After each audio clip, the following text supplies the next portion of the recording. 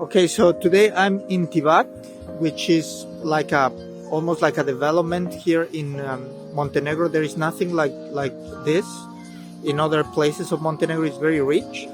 This used to be a naval base, and then it got like a major investment. You can see that now there are a lot of yachts here. It's a lot of money invested here, and the place looks like super luxurious for Montenegro. But there is not too much to see here. So I'm going to talk more about what happened with the development, which is more interesting. And I'm going to tell you some traditions for Christmas, because today is Christmas in the Orthodox religion, for Orthodox, and most of the people here are Orthodox. So I'm going to tell you some little things about that celebration. Okay, so as you can see, this is how it is in one of the streets, the major streets. You can see there are some stores, very luxurious. We will see some. And the ways, the floor and the roads and everything is just barely new. It's everything so new. It reminds me to Cancun or some place like that. Like, just feels like a place that it has less than 50 years old, you know. So where the money come from, I'm going to tell about that just in a bit.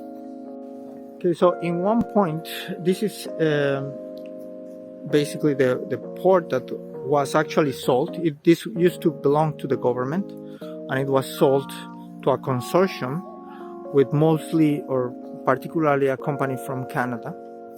And the consortium was basically investing on it. It became privatized, and around 3,500 people took the streets and protested about it, because it was basically a national good. But later they just remained quiet, because they saw how much it basically improved the infrastructure around. You can see many nice stores and restaurants and stuff. So yeah, it looks brand new, because it is. Okay, so Peter Monk, which is basically the head of the consortium, the Canadian consortium that bought this place, later sold it again to the government of Dubai.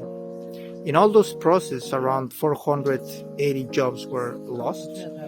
Again, a lot of people were upset about it, but when they start seeing like how good they were, things improving, and they look, and mostly that it was a space that was open for the public, they just start to lower the voices. But yeah, this is basically how it is. Looks quite luxurious.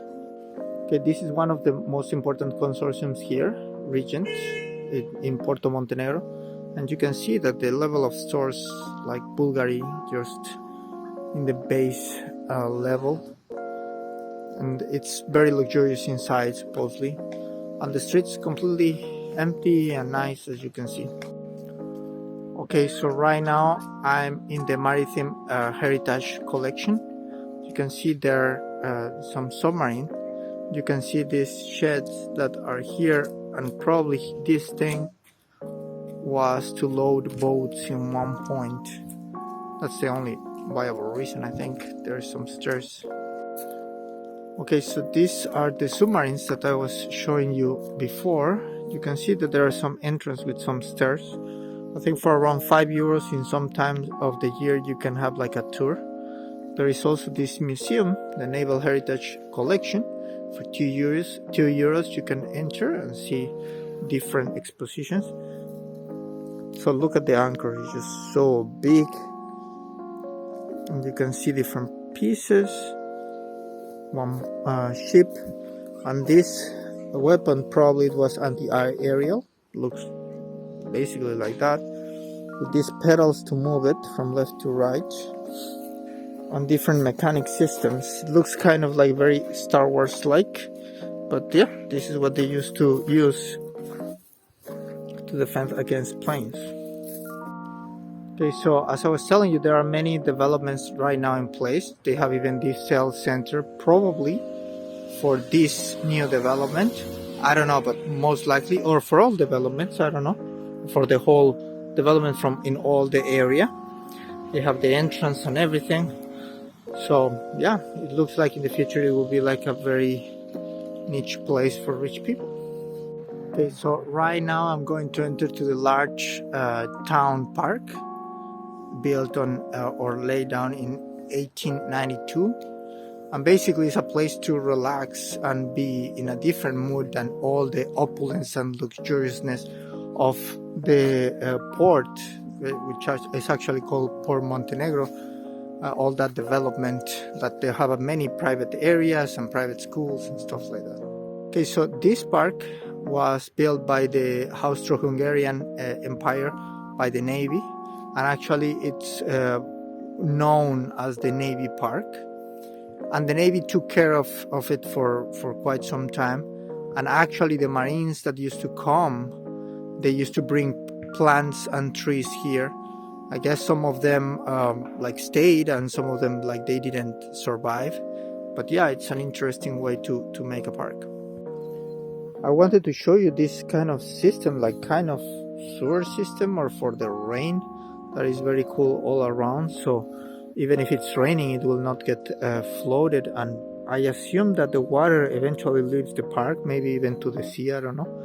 But it's really, really cool style. So this is the cultural center here in Tivat, and just going to show you this nice sculpture from about Icarus.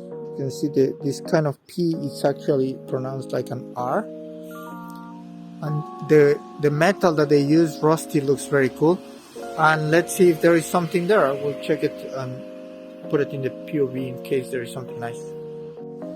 Okay, so one tradition for the Orthodox Christmas is to put an orange outside of your home, in your doorway. An orange with an olive branch and other branches, other type of branches. It represents the abundance of God, also the abundance of the blessings of God, and also represents the birth of Jesus. And there are some people that say that represents the Holy Spirit, the orange. And you can see here there is one of those, and they just put this orange here during the Christmas season. Okay, so one Orthodox tradition for Christmas is the burn of an oak branch, which basically represents the incarnation of Jesus, and also the burning of that branch represents the light that it eliminates the darkness through the incarnation of Jesus. And you can see that many people in their cars, they have these branches because the head of the house basically look for this branch and burn it in the night of the 6th of January, which is Christmas Eve for the Orthodox, to the 7th, and in the 7th is basically Christmas. And yeah, there are even people, some people apparently selling those branches. I don't know if they were selling it, but apparently.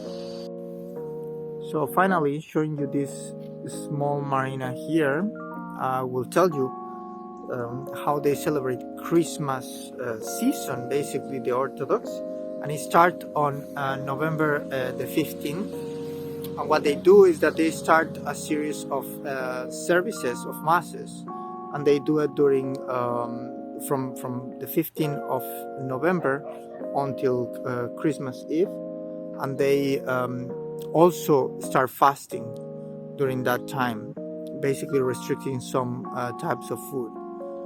After that, during the Christmas Eve, they do some special mass called, I think it's called the Royal Hours, and is dedicated to Christ and the life of Christ. And after that, they are able to eat, and they can eat again the products that were restricted, such as meat or fish, stuff like that. I think also dairy products.